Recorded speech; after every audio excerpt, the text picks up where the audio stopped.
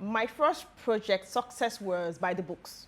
You know, you done certifications, and then with all due respect to certifications, they have these laid out bucket rules. But when you go across country, you find that, okay, you need to understand the culture, the people, their way of life, to bring all those certification rules into one body. So my first project for me was meet the deliverable, meet the cost line, meet the timeline, be happy with stakeholders. Everything was on point. That was my first deliverable. And then my leadership style was, I had to be in the details. I had to handle things from top, bottom, and I was strict and all that.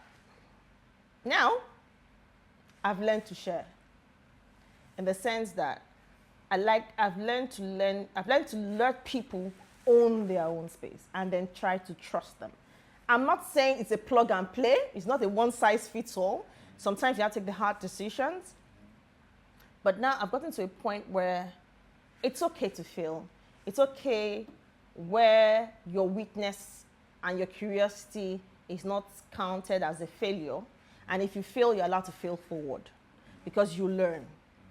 So for me, now, I think the way I handle projects now is to do a brainstorming session, to bring the subject matter experts, to look at the historicals. Has it been done before? If it has been done, what failed, what worked, what are the risks?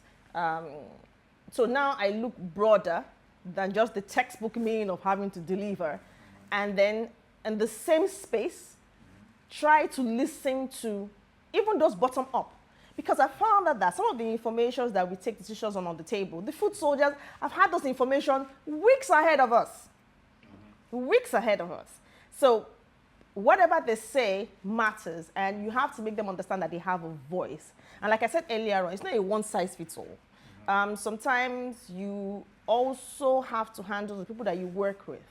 Like in marriage, they're coming with their baggages, where the places they've worked from before, the culture of the people they've worked with before, the kind of bosses they've had, upbringing, exposure. They bring all of that, all that energy into your workspace.